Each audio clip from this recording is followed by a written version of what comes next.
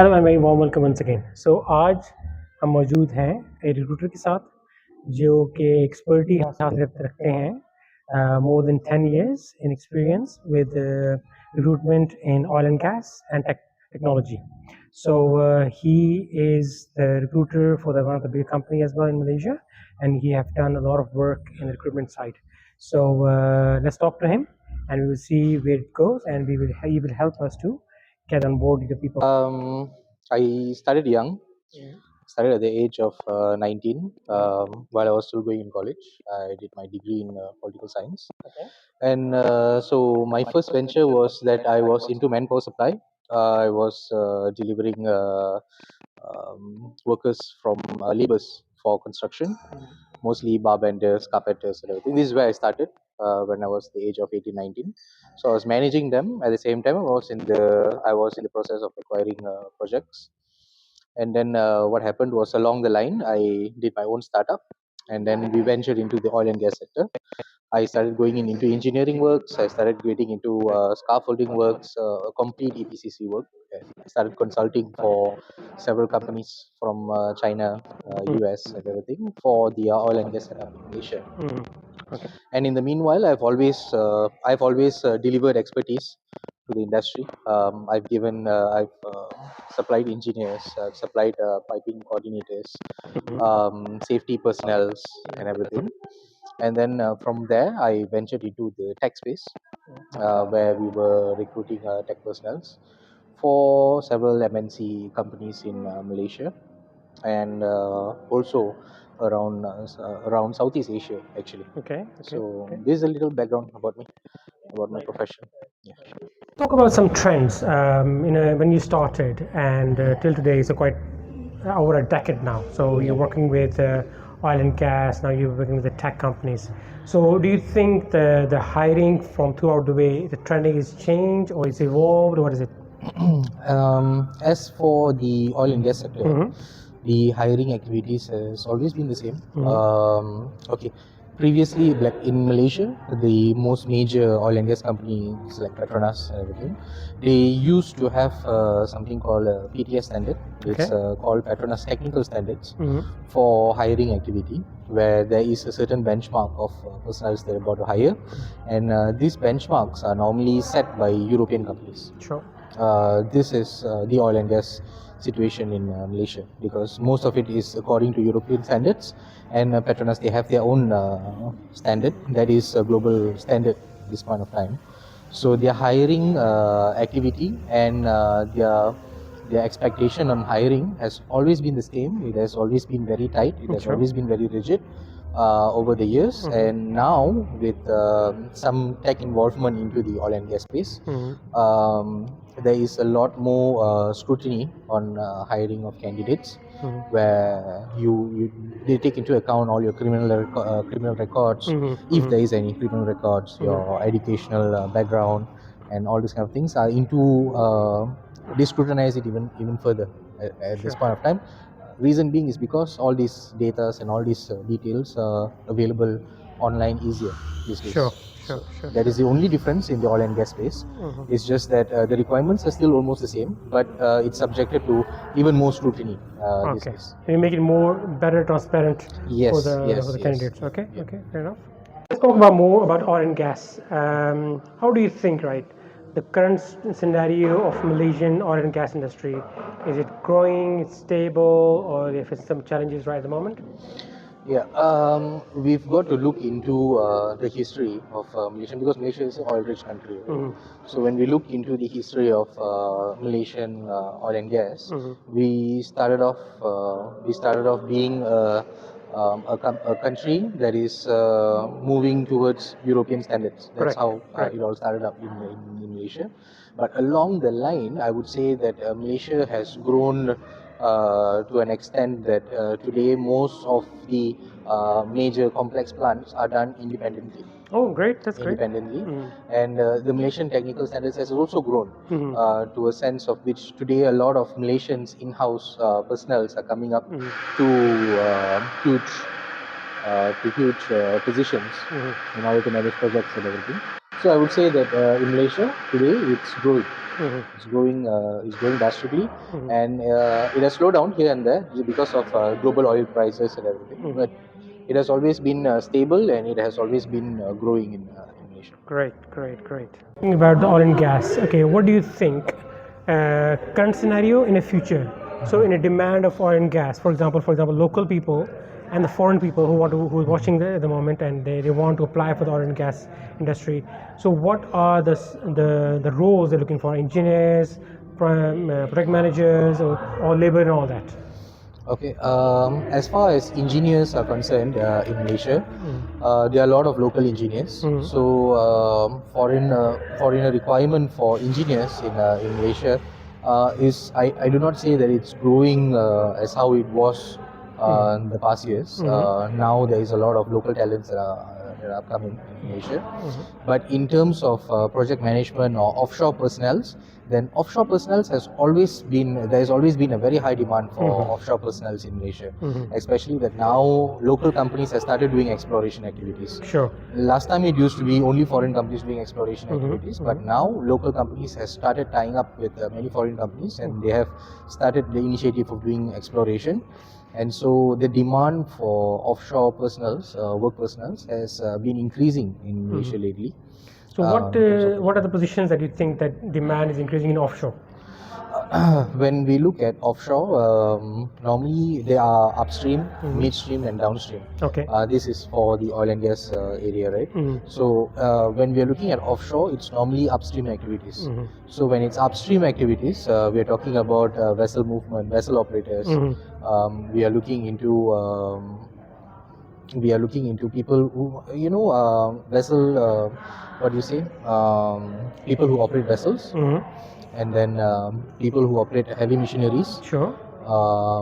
Rig activities, people who work on rigs. So these are the kind of niche that the offshore has.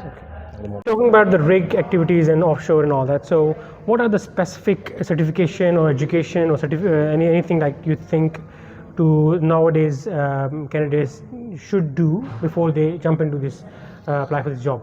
As for offshore activities, the current baseline is every personnel should have gone for this course called BOSIAT course. Okay.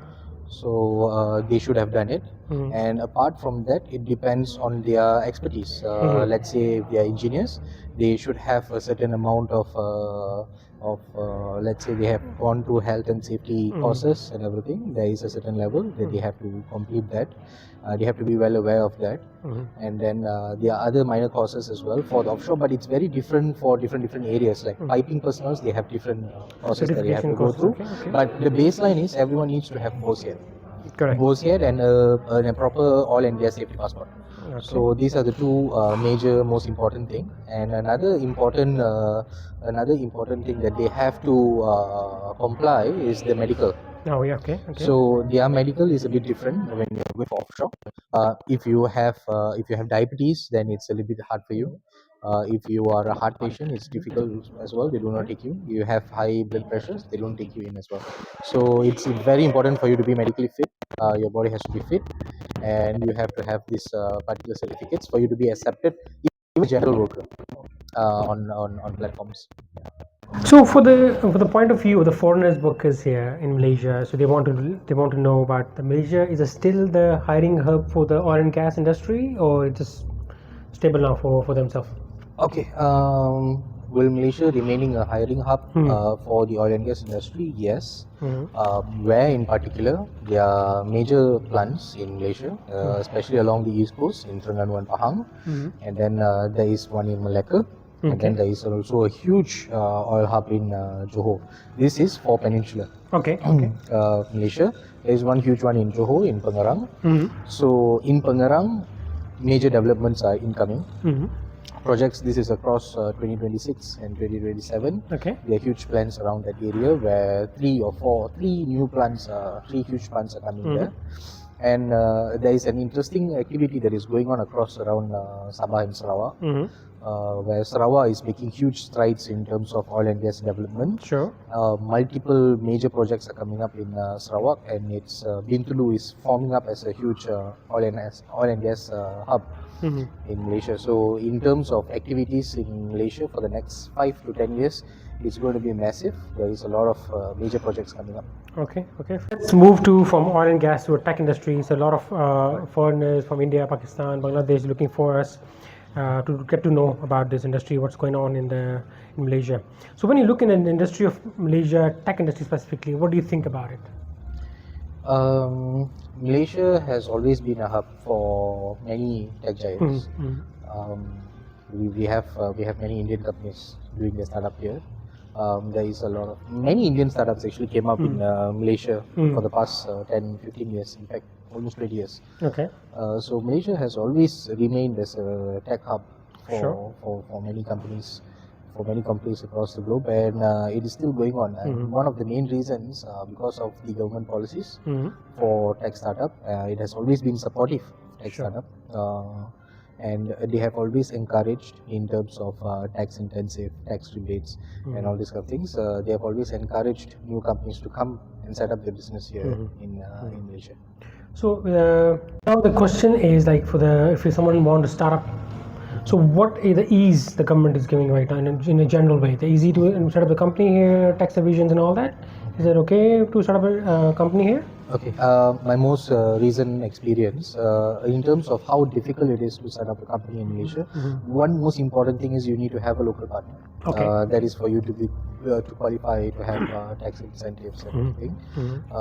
When you have a local partner, the next thing that you have to go is for your MDEC license. Sure.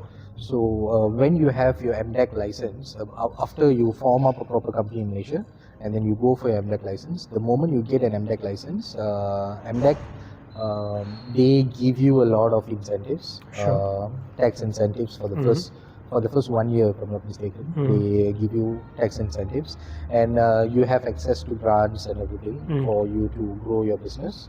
And they also have a community where you can go in and promote your business, and they have roadshows and all this stuff. So the area of helping you to grow your startup in Malaysia, I think we have the perfect ecosystem around here. Although there is a lot of room for improvements, but the ecosystem does exist, and you just got to integrate yourself into the ecosystem. Sure.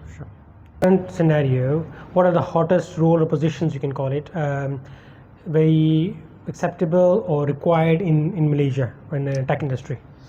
Okay, the tech industry has seen a very drastic boom over the past 5 years, actually, to be exact. Malaysian companies are starting to adopt to new digital system. Many companies are digitalizing themselves. It's a huge rush at the moment. So during this huge rush, I noticed that there is a huge demand for cybersecurity personnels, data, in the area of data, and then there is also developers, some demands for developers. But what I can see is there is a higher demand for cybersecurity and data people. Sure. In a big demand of in the positions and the big drastic boom in the industry. So do you think the local talent will cope up with it, or there's still gap to be filled by the foreigners, developers, or tech people? I think mostly in the case that what's happening in the tech space today is that it's not about the knowledge gap anymore, but it's more about a budgetary gap. Correct. Okay. So the budgetary gap is currently being filled by foreigners. Okay. Because the local talents today, I believe that they have already grown to be up to par. Sure. They have their standards and they have the demands on how it should be. So because of that, opportunities are reducing for the local talents because of the demand being high, and they are also seeking out elsewhere. Okay. So that is why there is a constant demand for foreigners here in Malaysia. Okay. Because of the pay gap and the pay requirement. Sure. The foreigners want to come here in Malaysia, and they got a job from the companies. Yeah. So the visa process. Right. So it's easy to get the visa for them, or the company will process the visa, and what is the scenario here? Okay. Mostly what the company does is the company helps you to process your visa. But MDEC is because for IT personnels they come under the MDEC quota. Right? Mm.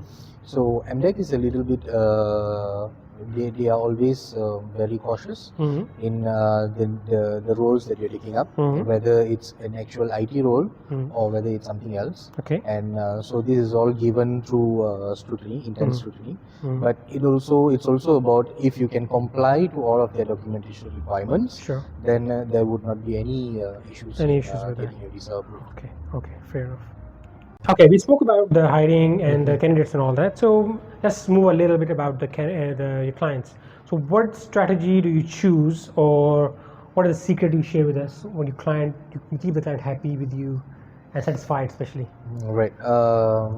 Clients, very important for them is that our role with the clients is that we are just serving their needs, right?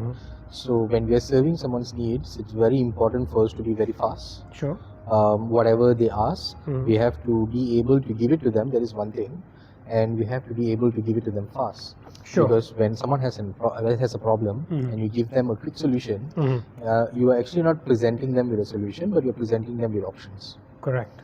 So, and you have to give as many options as fast as possible, Correct. so that you are always in favor. Sure. So that is one key secret of keeping your clients happy is being very fast and ensuring that you keep up to your words. Sure. Words are very important with clients, and if you have already given them a word saying that you will do this and you can do this at a certain quality, and it has to be done by whatever means possible. Sure, So that is sure. how you maintain your brand. That's how you maintain your quality. Correct. So technology evolves, AI coming in, chat GPT and all that. Yeah. So do you think this hiring process or firing process, you can say, or you can stop augmentation? So how technology take part in this process? Actually, there is a good thing and a bad thing about tech invasion in this kind of things. I will start with the bad thing first. The bad thing is that at this point, when you are interviewing candidates and everything, you do not know how much of that knowledge actually comes in from them, because nowadays most interviews are done remotely, and so when interviews are done remotely, there is a lot of cheat codes that is being shared, Oh, okay. and that can be used for you to cheat through your entire interview process, Sure. especially in areas that prioritizes technical compatibility, right?